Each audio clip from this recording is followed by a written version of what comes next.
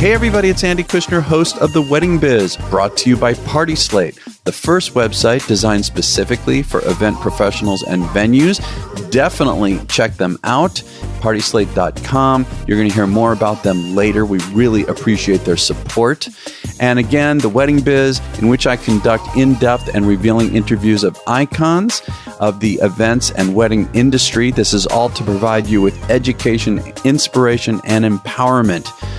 So I want to mention, I'm so excited. I'm going to Podcast Movement, which is a conference in Orlando next week. And while I'm there, I'm going to interview for the second time Rebecca Grenels and Catherine Arce, founders of Engage Luxury Wedding Summit.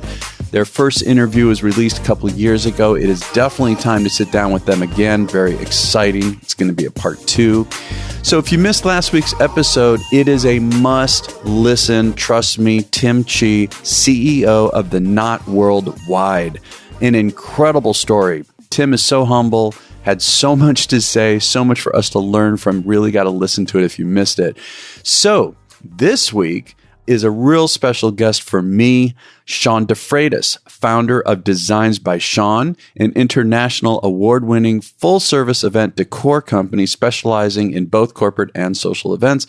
Sean's work has been recognized with over 35 industry awards. Trust me, if he were to submit for more, he'd have more. Sean's design work is absolutely out of this world. You probably want to go to the show notes before you listen to this so that you could see some of the pictures, or go to his website at Designs by Sean before you listen to this episode. It really kind of puts it in a different context. Sean and I talk about how he feels about the importance of logistics as well as many other things. An interesting take on what he feels about the importance of logistics. And he tells a stunning story about what he did for a father-daughter dance. I'm not going to reveal it. You'll have to wait to listen, but it gave me chills. Also talks about how not only do we need to evolve, obviously, in our own lives, but also throughout an event. And he gives great examples. And then toward the end of the interview, had a real heart-to-heart talk about how he got to the point of really feeling burned out in the industry, and what he did. It's really great news what happened for him as he got through that tough time. Also, again, I said this was really special for me because I have worked several times years ago with Sean on some of the most outrageous productions of my own career. At least 2 of my top ones were actually with Sean. So just great history with him. So enjoy my conversation with Sean De Freitas. Sean, I have been so excited to have you on the show because I've had the privilege and honor of working with you, as you know, with my music and entertainment company, Kushner Entertainment, on several major productions. And I always felt that we were so amazingly synced and in line. You know, it's been incredible.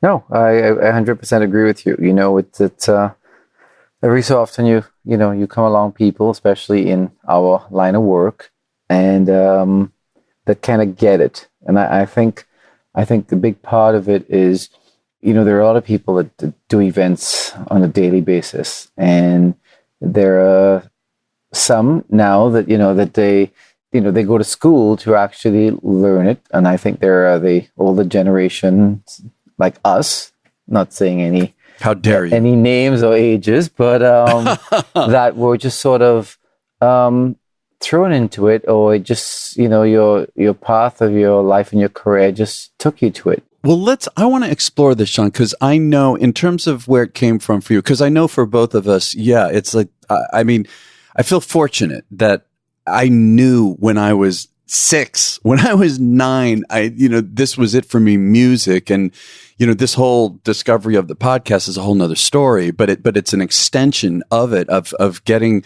people's stories and showing it in a way that people can engage and take it in. And with you, I understand that, I think it was around 11, right? Because you were raised in Trinidad and Tobago, isn't that right? And the culture there really grabbed you, and Carnival. Isn't that what happened with you? Yeah, I mean, that's exactly how it all began. I having grown up, in the Caribbean and in Trinidad, for one aspect, there were a lot of things that our minds weren't open to, but in the other aspect, our minds are open to our own culture and to looking at things and figuring things out without having a lot of stuff. You know, we didn't have a lot of resources at our fingertips. So for us, you had to look around and see what you had to work with. And Carnival being one of our greatest stages for creativity, that's how it began for me.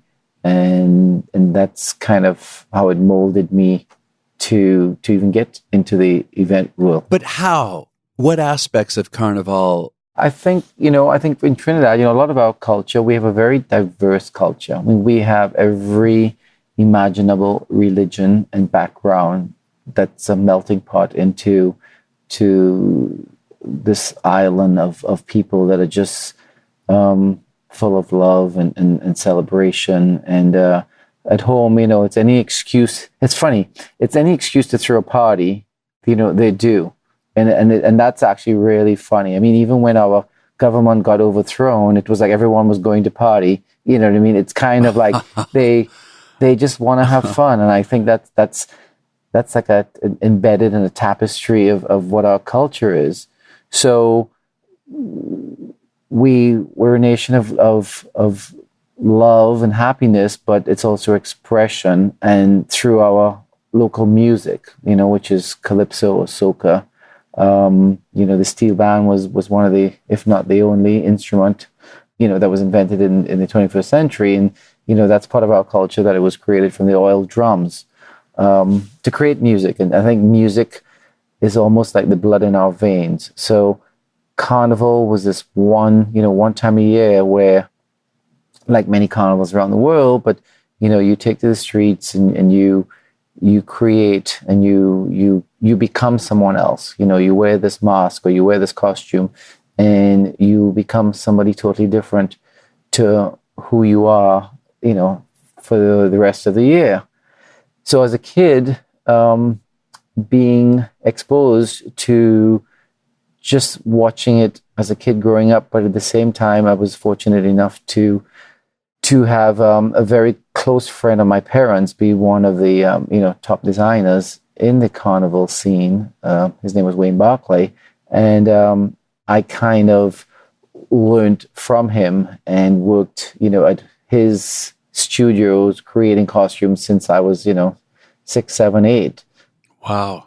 We have so many great artists down there. I mean, I think one of the greatest costume designers too, Peter Minchell, who I think changed our culture and our carnival more than probably anybody else, was such a big influence on me as a kid as well.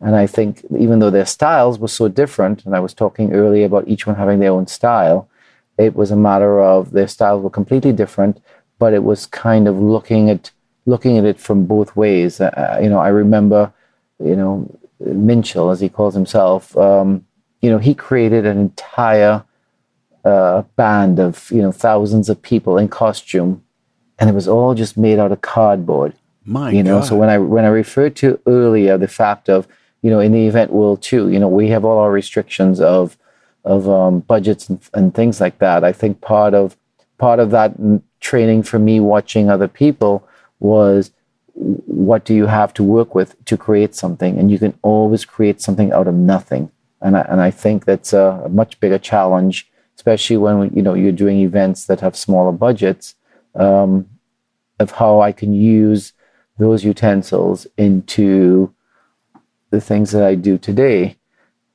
So Carnival was kind of, for me, that same way you felt when you were younger, that you're going to do this for the rest of your life. At 11 years old, that changed my life. Yeah, weren't you crowned National Junior Carnival King? Wasn't that? Yes. Didn't that happen to you at 11? At 11, this designer Wayne Barclay came to my parents and said, "I want to dress your son up." And I know my dad was a jockey and we had horses, and he says, "I want to dress him up as King Richard, the Lionheart, and I want him to ride his own pony." And I didn't know what I was about to be thrown into, but I could tell you literally overnight it changed my life and it shaped my future and my career of what it is today. What about it changed it? Was it the performance aspect also? It was definitely, I mean, it was a matter of here I was an 11-year-old kid, all of a sudden transformed to a 50-year-old man with full makeup and beard and mustache, all gray. And then here I am with this pageantry. I was probably, I don't know, 4 feet. My headpiece was almost half the same size as I was. Yeah. And here I was, thrown into, like I say, a pageantry of something that was beyond even my comprehension at first. I just thought it was fun and I wanted to do it, and I did it, not even knowing how it would shape my future. And I think it's a combination of performance and being in character, yet, just being out in front of people and literally putting on a performance. When I first came here and someone said to me, here are 3 companies I think you need to go work with in South Florida. Here are the best 3 companies. Go interview with them. And that's kind of what I did. And with no knowledge of anything about the event business. And, the first company that I went with, which was Parties by Neal, that was run by Neal Goldberg, who actually became such a mentor for me in the event business.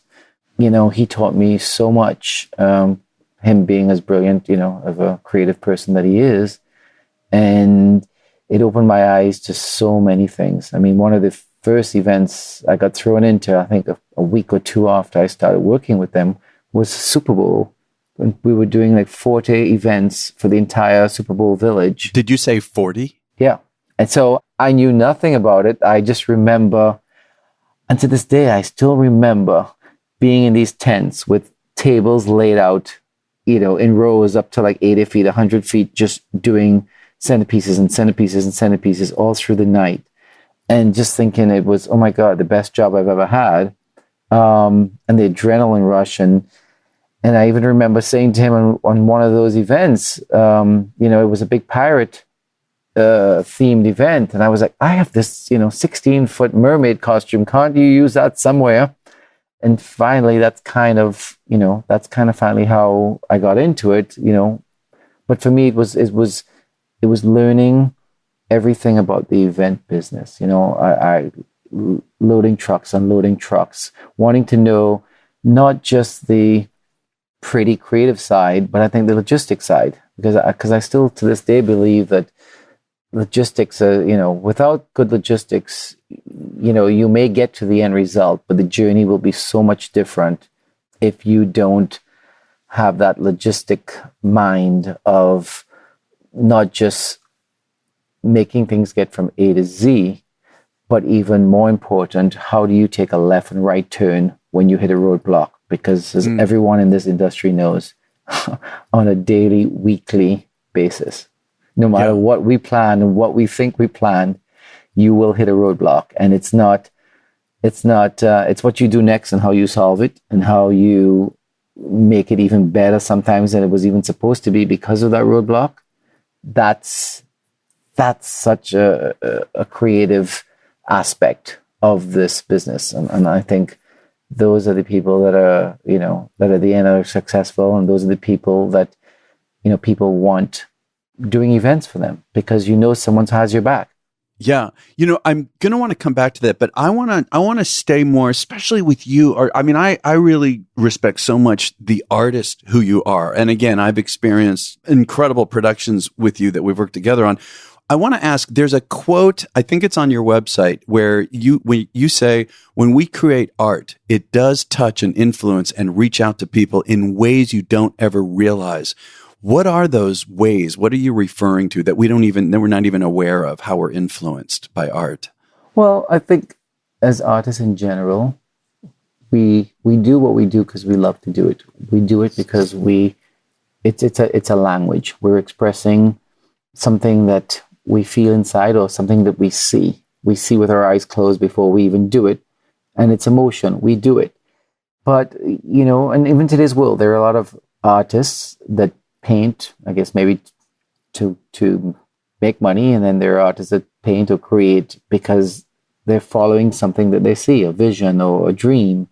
And, for me, it was always the fact that I actually got a chance to create or fulfill a vision that's just lurking there in my mind, and I do it, but I don't realize that it actually, stirs that emotion or touches someone. And I think even, in the social market versus, even the, doing things for like a wedding or for someone's birthday or something that's very personal. I think it creates such more emotion than corporate. I mean, corporate still, you do great things, but I'll never forget a few years ago, maybe 7, 8, 9 years ago, I was asked to do something for a wedding. They didn't even hire me to do the wedding. They just said to me, "We know that you love doing things to create a moment or a theatrical feel. Could you do something for my daughter's wedding?" And this was a father that says, I want to create a moment for my daughter. And I said, okay, well, just tell me something.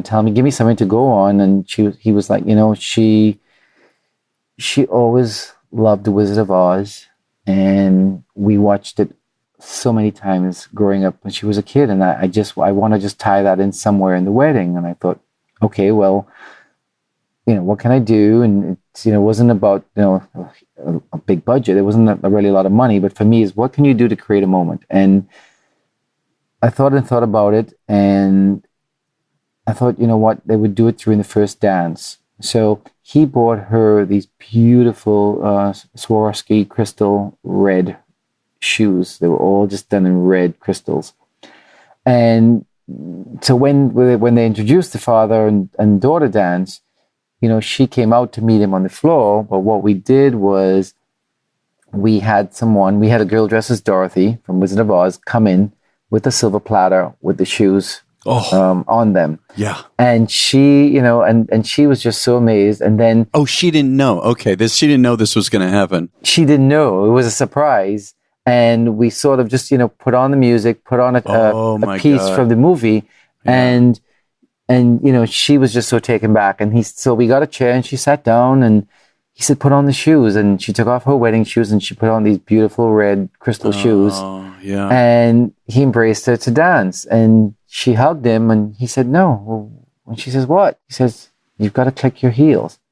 So she clicked her heels. And the most simplest reaction that I did was I did it so that at that moment when she clicked her heels, the entire dance floor turned into the yellow brick road. Oh, Sean. And I got chills. And it was a moment where, and then they danced to Somewhere with a Rainbow. And it sounds all so simple. But Andy, I'll tell you, those, there's certain things you remember through your life and your career. And it's like, it was such a chilling moment. And it was so simple. It was so cost effective. But it was that moment. And there was not a dry eye in the room. Right. I mean, it was just, here we are with, 5-foot centerpieces all done in flowers and all this stuff. And that's, again, one of the things I learned that day, going back to your question about touching people's, heart and emotion. And I think in weddings, today there's so many weddings that are so over the top. And there are thousands and hundreds of thousands of dollars that are spent, but at the end of it, this is such a special day that is about two families coming together, about a bride and a groom, and about so much more. And take that time and effort and do something that's so true to them and so for them, that is memorable. And this was one of the smallest things I've ever done and simplest, but it's still the most memorable because of how it affected the people in the room. And I learned a lot that day. It just made me realize, you focus in on these things and educate these people. It's about just going deep and just, touching someone's heart. So what is your typical process? I mean, obviously with that one, we understand that Wizard of Oz was so important to her and that generally speaking, and maybe, I don't know if you want to separate it between weddings and other corporate events, but what is your personal process? How do you work from the time you meet somebody to how you manifest this, such as you did for that wedding? Well, I think anybody in the business, big question. Well, anybody in the business or listening to this will laugh at certain things because we all know, we're all trying to run businesses and we're all trying to, do what we do. So we never want to turn business away. But at the same time, I think, and this is where everyone's different. If you have a businessman, he wants a business. He doesn't care. He'll go through anything. But at the same time, for me, it's a connection, especially in the social. In the social market, it's so about a connection. I always want to meet with a family or meet with, the bride, the groom, the mother.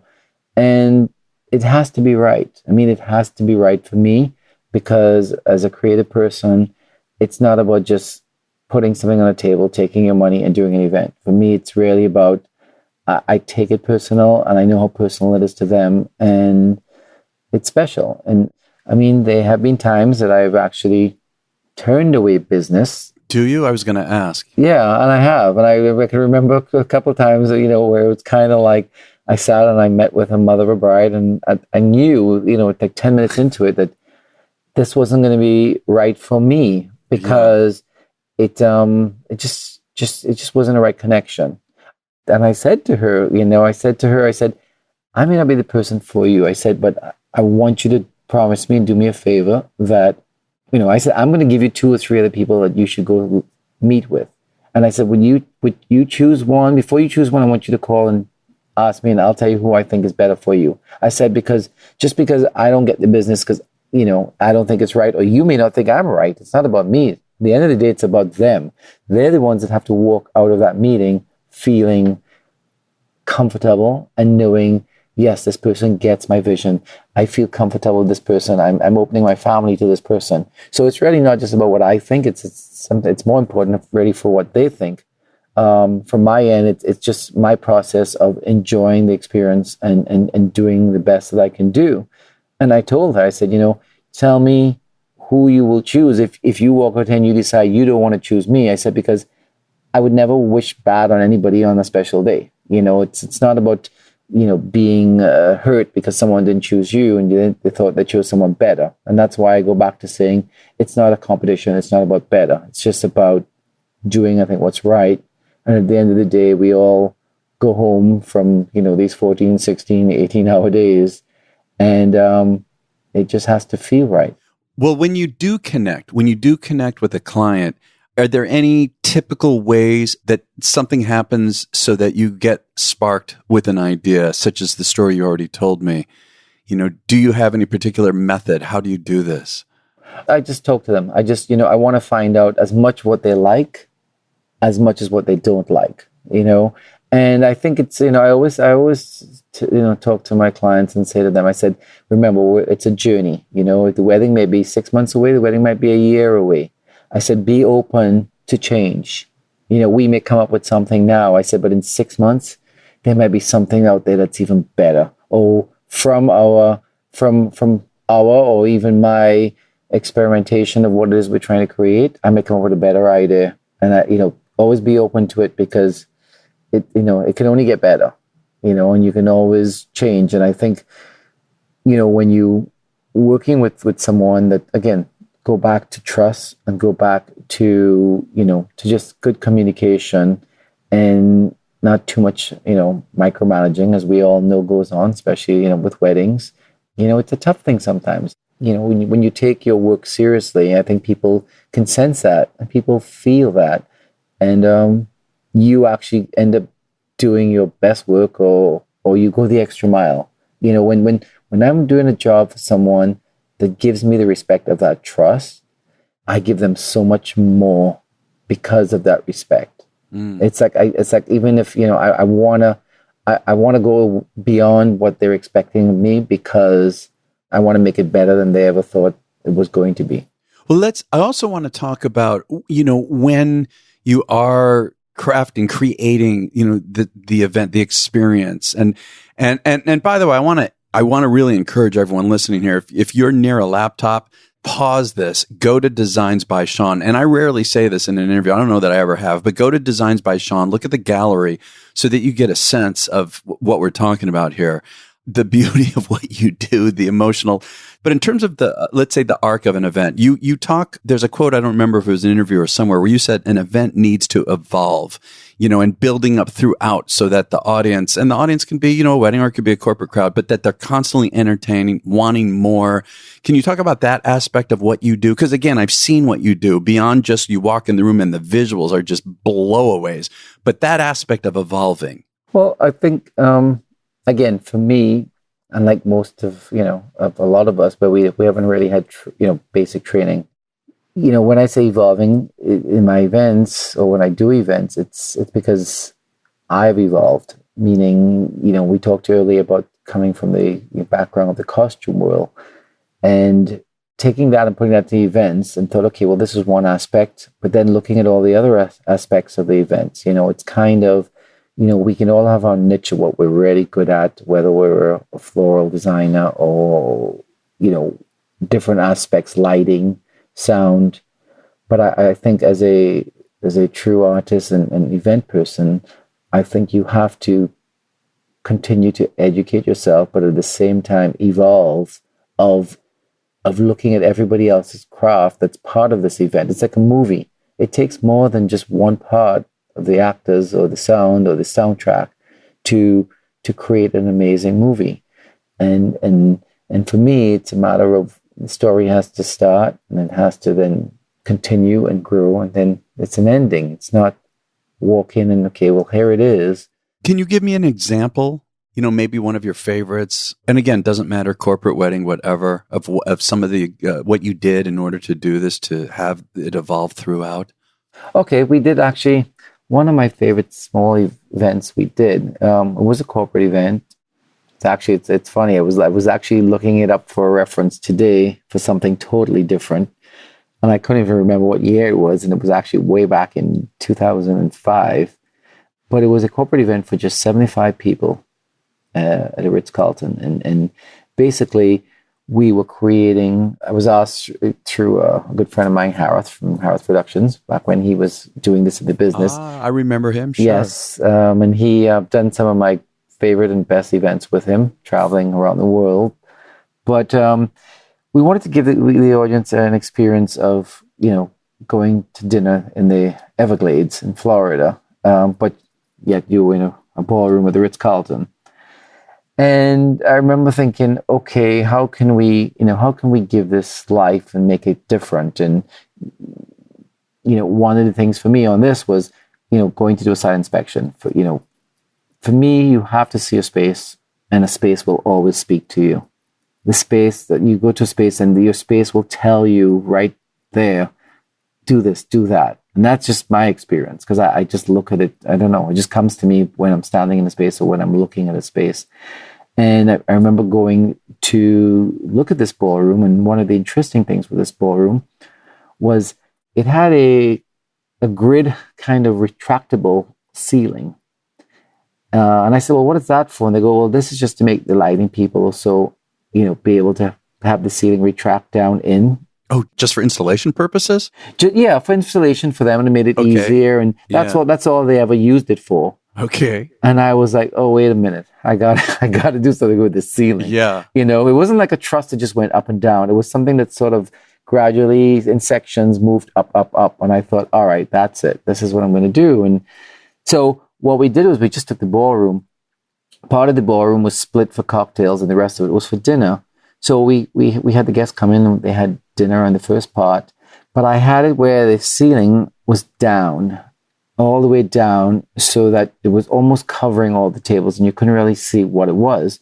But in cocktails, it wasn't as though the two rooms were separated or they were draped off. You can see through the trees of the cocktails that there was something there. So when the guests were invited to go to dinner, they had to cross over this bridge into what I call the Everglades. Yeah. And as that happened, the entire ceiling then rose to reveal all the tables in the Everglades. Oh. And then at the same time, again, instead of doing a stage set or just, I wanted to create emotion again. I wanted to create environment. And working with Mike Stagner from Highlight Productions, who to this day is still one of my favorite lighting designers I've ever worked with because he's an artist in himself.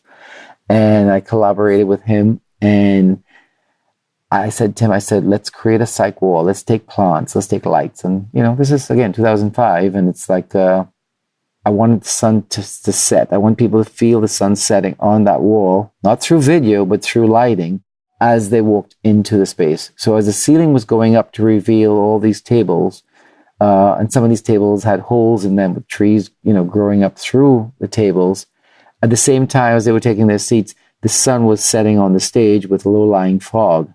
Oh. And, and again, the ingredients for this room were just plants, lighting, and florals. But it was just such a moment. And then, during dinner and the main course, we made the moon rise on stage, and they had dinner over the moonlight.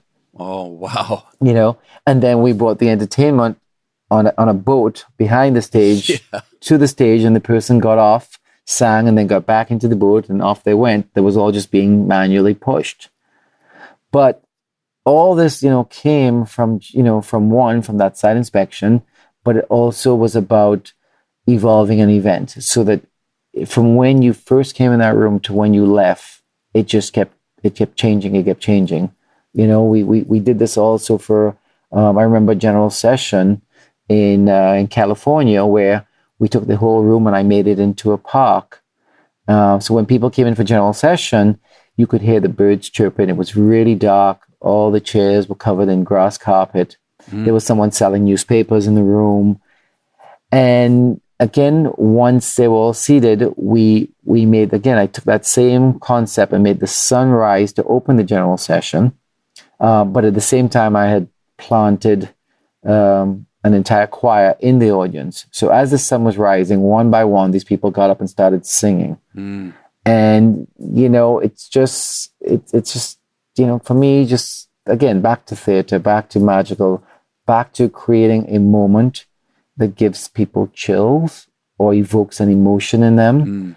And I think that that's just one of the greatest things you can do for someone is give them an emotional feeling or experience that they will take with them. Yeah. Well, and, in terms of the emotion, and you were talking about Mike, the lighting designer. I remember meeting him when we worked with you. I think it was in Phoenix, the Canyon concept we did.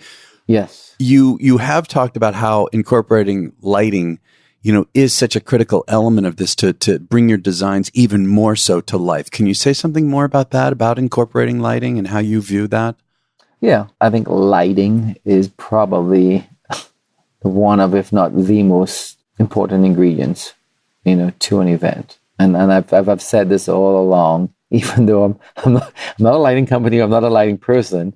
I truly believe that what lighting can do to an event is it just takes it to that level of magic. I think you can have the most beautiful decor if it's not lit properly.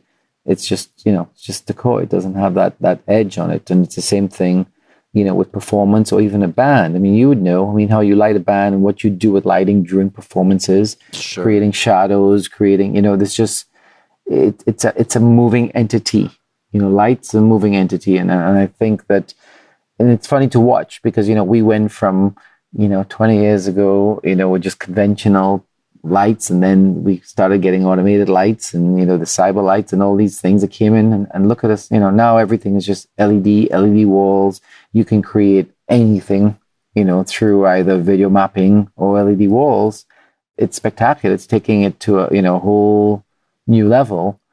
But when we, were creating events back then with just basic lighting instruments, it was very different. It was, your lighting designers had to be really good to get that vision and to create what today is created in many different forms of lighting. Like I said, with all the mapping and the LED lighting.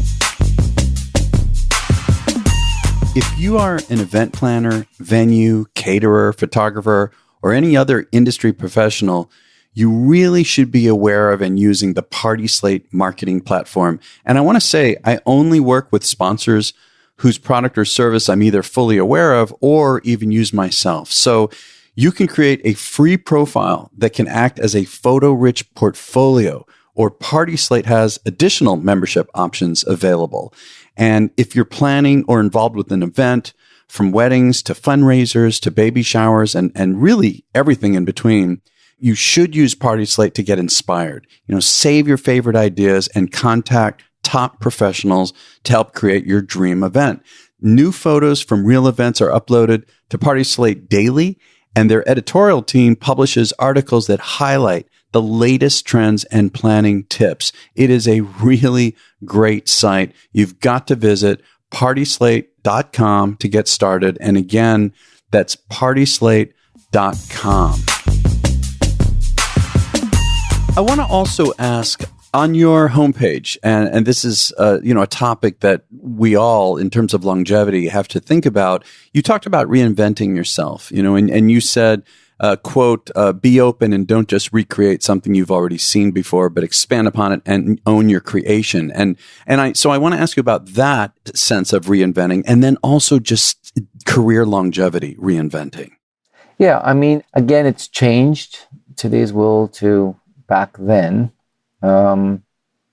I think now with the internet and, with Pinterest, and I think because of technology, I think before, the average one of us, meaning people who just do events that, that don't have either huge staffs or don't have, a lot of time, because of technology and everybody wanting it now, I think we get things thrown at us so much quicker, and we have to come up with answers quicker, and we have to come up with proposals quicker, and solutions and ideas, and it's sort of speeded up the entire process, which is maybe good, but at the same time, I think the downside of it is that it doesn't give us sometimes as much time to think, to create, to dig deep into an idea or into a concept, because like airplanes, lined up on a runway, you have 12 proposals sitting on your desk, and of course everybody wants it in 2 days,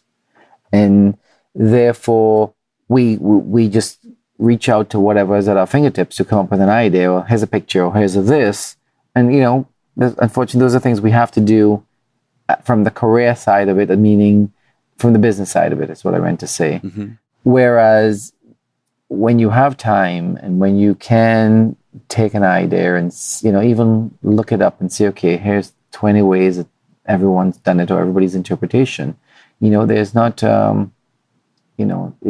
there's not wrong with saying, oh my God, I'm inspired by that event, but by that idea, but then find a way to put a twist on it. It's funny, I always look at little things. I always look at little things, whether I'm shopping or whether that, or I may pick something up in a store and say, oh my God, this is so cool, I'm so inspired by it, and it's 6 inches or 12 inches or whatever that is, and I'm like, okay, I want to do this, but I want to make it 16 feet, because I just see that as oh my God, I can see this in a room, or I can see this as an entrance, or I can see this as a ceiling treatment. And so I get the idea from a small version of something, and I go, can you imagine if that was 10 times or 20 times the size? Mm. Or instead of 5 of them, there was 500 of them. Oh, yeah. And so to me, it's just looking at things. I think finding the time to look at things differently, or look at things upside down that you ain't never thought, when I turn it upside down, oh my God, we do it all the time with vases or with anything. It's like, it looks better upside down. It looks better the wrong way. I love that. Oh my God, how many times I bought a fabric and used it for the wrong side of the fabric, not the right side of the fabric. Yeah. So it's rewarding, but at the same time, I think, today's market, I keep going back to it as far as evolving, there is so much out there now. There is, there's so many more people in the business. There's so many more people in the industry, and we're all trying to survive in the same little pond or in the big ocean. And, it comes down to creativity, but it also comes down to a business.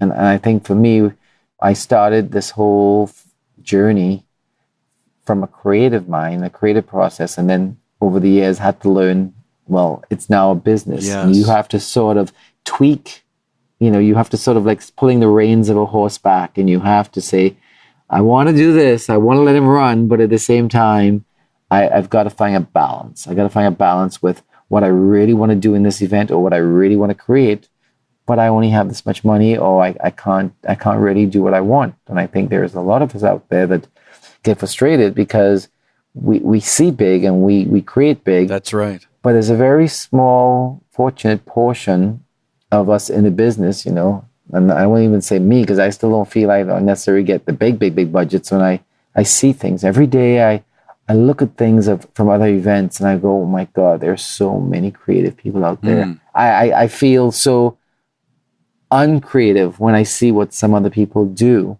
But at the same time, it then lights a fire under me. That's right. It sort of says, oh my God, that is so amazing. And it feeds you. It feeds your creativity and feeds your soul. So when you do look at, you know, something like Pinterest that, you know, there's, again, so many pictures, but I think that also feeds your soul and your creativity to, wow, that just inspired me to do this, or that just inspired me to do that. Yeah. Yesterday, I mean, related to all of this too, I mean, talking about the business aspect of it and with art and the balance of it, we were talking yesterday about some changes both of us went through. I mean, my situation, it's similar, and I will be able to announce this probably in another month. I have an incredible change I have made that I am so excited about that's going to free me up. Are you comfortable talking about your experience? Oh, definitely. Because I'm sure a lot of people listening, we're all small businesses. It's interesting, Sean, there are some people I've talked to who talk about how they view business as exciting and creative as the creative side. And that has opened my eyes and helped my perspective. However, I have struggled with that balance between the two. And you were talking about it. I would love to hear your story about how you were handling all the business and where you are now, and how it is after a couple rough years. And again, I relate completely, how it's freeing you up now. In the last 5 or 6 years, I got to the point where I was very burnt out because I was so hands-on. And it wasn't, you know, people say, well, that's because you have to let go, you're controlling. And it's not a matter of being controlling. It's a matter of you're being trusted to do something and you just want to make sure it's right. So it's a matter of you still want to cross everybody's T's and dot everybody's I's, because as you know, no matter how good somebody else does something, it takes one mistake to ruin an event or one mistake to lose a client. So it's a very tough line. How do you let go and let your team do it? And that's even if you have a big team. I know there are so many people out there that are doing this business now with 2 or 3 employees. I mean, for a long time, you know, there was one point for the first 4 or 5 years, I had just me and one other person. Then I got to the point where I was up to 22 people full time. And wow. And the thing was, it's funny because that was when I was talking earlier about to support those people, you know, whatever I made during season, every single penny of it went when season left to just keep those people there. And then that one day came where, you know, and this is where it's scary because you know, in the olden days, we used to be dependent on repeat clients, repeat business every year. Whereas now, especially in the corporate world, you know, it's all about getting 3 bids and who's giving you the best bid. And the whole system has changed. And I remember back then, I had one client that I did one event for a year. And that one job was so big that it was 70% of my entire year. Oh, come on. Did you just say 70? 70%. Wow. And when that client was gone because they got bought out by another bigger company, I literally went from 22 employees down to 4 or 5 in a week. And you have to be ready for when these things happen, no matter how prepared you think you may be. That would sort of knock you on your ass and just say, that's it, I'm done. I can't do this. Yes. And you have to then know how to come back from that. You have to know then, okay, I'm going to have to change my formulas, or I'm going to have to change how I do the events to then get back to where I want to be. I think also in today's world, it's also, we went from everybody being specialized in what they do to everybody saying they do everything. Yes. And I think that was a big shakeup and a big change in the industry. All of a sudden, you know, and I don't say this to offend anybody. I just say this because I think it's the truth. And I think we all realize this. You know, it's a matter of, you know, all the catering companies were now decor companies. and all the, and then everybody was doing lighting and everybody was doing sound. It's like, and what it did was it made it tougher because the competition got stiffer. And whereas, I was a person that just specialized in this, all of a sudden now I'm losing business to people that weren't specialized in what I do, but then offering it. So those were just things that you go through, and I think we all go through. And the question is, do you find a niche and just stick to your niche, or a lot of people want to just do one-stop shopping. If you can get it all from one person, but that usually are the bigger production companies, not the smaller companies. And I think sometimes the smaller companies suffer. But back to your question about that was, I went through these ups and downs, and then it came to the point where, I just got so burnt out. Like I think we all do at some point. Mm-hmm. We get really, really burnt out. And we all struggle with this. Yeah. And we get so burnt out. And on top of that, I think we always looked at our work as not work until the day it became work. And I think when it becomes work and not enjoyable is when you stop and you think, why am I doing this? Why don't I want to do a 9-to-5 job and go home? Why am I doing 16 and 18 hours? And some of us are just getting salaries, so we're working extra hours. I mean, we do it for the love, but at the end of the day, it's like I felt I had no life. And I think there are a lot of people that might be listening to this to say, yes, I love my career, but I have no life. And I went through that for so many years of feeling that I couldn't balance it properly. How these people that have families and have kids and they balance all of this, my hat's off to them. To this day, I still sometimes can't figure out. It's just me. I take care of myself, but I don't know where they find the time to do it all. And I think those are the people that I totally have so much respect for. You go through these years of change, ups and downs, and for me, it just got to a point where I was really, really burnt out. I felt that part of me was even losing the passion for the events. And I think because the event world was changing all around us, you have to learn to adapt to change. And I think that sometimes we struggle a lot with saying, oh, this is what it used to be versus, well, no, this is how it is now, and we have to change with it. And I think we also have to realize that as people, as human beings, we change within ourselves. Nothing to do with the event world, but to do with our personal life, to do with whether, the younger generation start off, they get married, they have kids, but they still want to do events and be have a career. So I think it's not just as much as the event world itself changing and the world around us and technology, but I think we grow, we evolve. And I think it's how that affects how we do what we do, in our daily, work. And for me, it was after, 20-something years of doing this at the pace I was doing it. And I think that's a big part of it. I think I was always in fast gear, and I just never slowed down, never took time to just say, enough. You just kept doing more and more and more. And it just got to the point where I just became very burnt out, and it was like, oh my God, I can't do this anymore. And at the same time, I just had a major personal change in my life that changed my life in probably the most profound way. And I say that because I think everybody else goes through that at some point. At some point in our life, we go through something, or we have things that go on within our family or our lives or friends. And of course it affects everything in our life. Yeah. And when that happened, I think I was already at a point where I was burnt out, and it just it sucked the joy out of my life. And then sucking the joy out of my life, it made me think, well, how am I going to have the passion to continue doing what I need to do? And because, I was no longer, my 20s or 30s, it's one thing. Then, when you get to my age in your 50s, it's kind of, even if you want to do it physically, your body is fighting you all the way.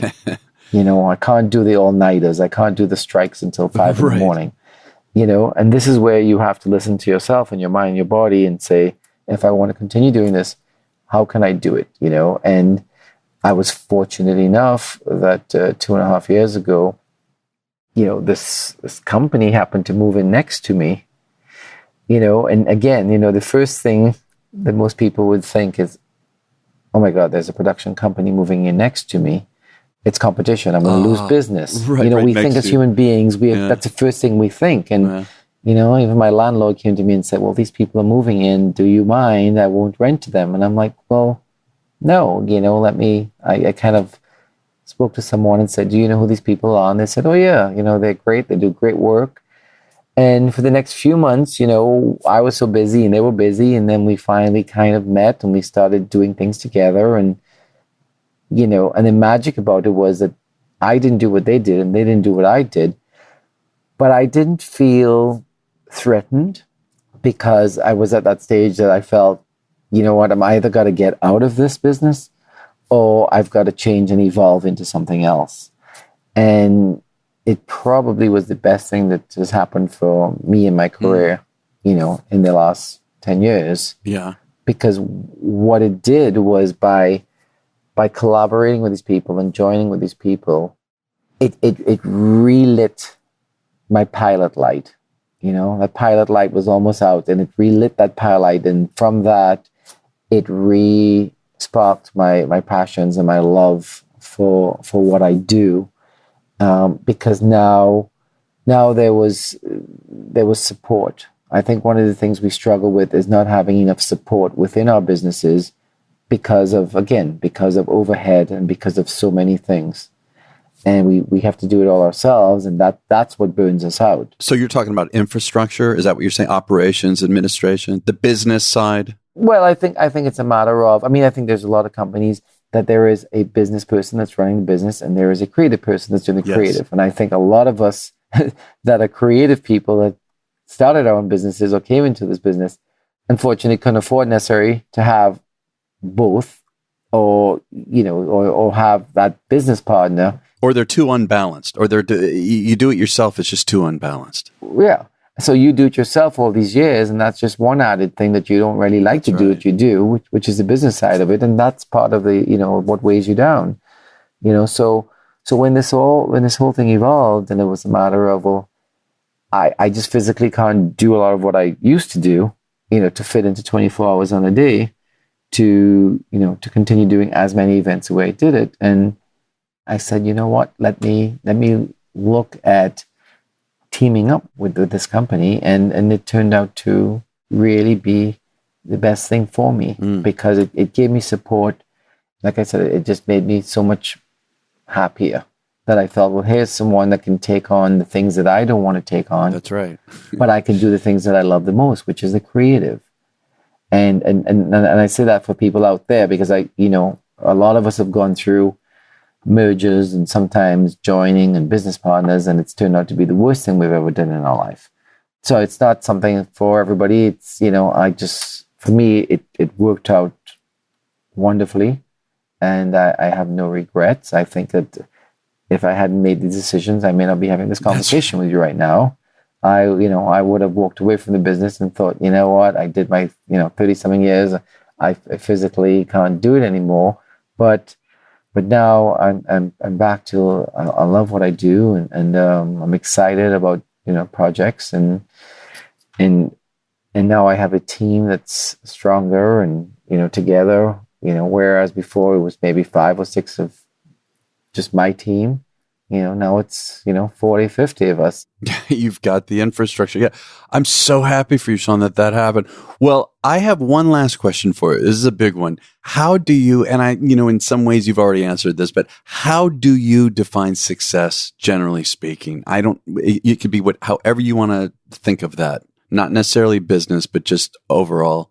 That's actually a good question. That's actually a question that, again, I think in the last 3 or 4 years, I've just seen it. When I say I've seen it so different, when you came into the business, and I think for most of us, for me, I grew up not being academically good most of my life. I had a lot of trouble in school, and I was, dyslexic and ADD, and failed everything in school. And so when I found a creative outlet, I took it, and that's what I followed.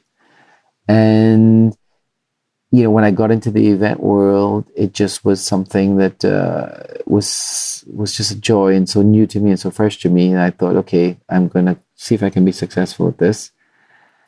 And through the help of people in the industry, there were a lot of people in this industry that I'm thankful for. Mona Moretsky was such a big help to me, introducing me to people on a national level in the business. And through that, I met some amazing producers and people that I've worked with over the years that I am so grateful that have given me this chance. And through that, I can say to you, oh, well, we're a little company, and, I'm at first I was so proud of, we've won so many, national awards and that sort of, put us on the map so people knew who I was or what I did. And I thought, at one point I thought, okay, that's what's made you successful, and that's your achievements. And in the last 5 or 6 years, it's so done a U-turn, and I realized that's, to some people, that might be success. And I've run into people over the years and been so moved and touched, by them because of just what they say to me about me. And I'm like, you don't even know me. And then I realized, well, people have perceptions of who you are or what you do, or just from, I don't know, from what they see or from what they hear. And I get taken back. I get so humbled and taken back because I'm like, I'm just me. Have I really achieved anything? I go online and I see what other people are doing and achieving, and I feel so underachieved. But I know that through it all, I've done my best. I've given my best. I've tried my best to bring joy and happiness to not just my clients' lives, but to the people that share what I do around me, and people that I come in contact every day that help me get the praise for what I do, and they're just as much a part of it than I am, and they don't get to see, it's like people backstage that don't get the praise of the people that are on stage. And therefore, success to me is, in my own eyes, I've done what I've done. I'm glad that I've done a lot of it when I did it. I've never been a business person, but I've run my business, never had to take up major loans, never had to, I if I could only creep, I would creep. I didn't try to bite off more than I could chew. I never committed to something that I felt I could not deliver. I think those responsibilities to your clients and to your vendors and to people around you, I think that's more of what I look at as success, is that hopefully that I did it, in a way that there was a lot of respect, and I did not do bad by anybody, and that I've actually sort of inspired, whether it is the younger generation or the people that are in the business, that in return have inspired me every single day. And I think that's it. We feed off of each other. And I think that's what keeps this group of people that are in this industry together, is that we feed off each other, and we try to be there for each other. And that's kind of, what I look at as success. It's not, like I said, it's not who's better. It's not a trophy. It's not a this. I think it's a matter of, I could never have dreamed, 35 years ago, that I would have done what I've done, in the countries and places I've done.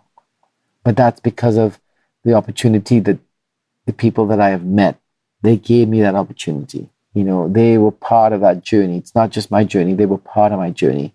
So it's as much of theirs that it's my success. My success is because of them, and it's not just my success, it's our success. So, I move forward, and every day now I think, how many more years can I do this? And I think we all ask that question. And at the end of the day, it's, you do it until you stop love doing it. That's right. Until the passion is... And do it until you feel that, okay, it's time for change. And it's okay. I think one of the Another thing I've learned, I think one of the hardest things is when you get in to a career or to something in life that everybody thinks that you're good at. You're expected to do this. You're expected to stay at it. You're expected to stay on the same journey and the same track. And people always said to me, you will never stop doing what you're doing because you're so good at it. And I said, well, it's not a matter of being good at it. It's a matter of, I love what I'm doing. I said, but from the day that I don't love doing anymore, I am going to get off that track and get on a different journey. Doesn't make me a failure. Right. Doesn't make me not successful. I think we put so emphasis on what everybody else thinks of us or how everybody else looks at us versus what's right for us and what makes us happy.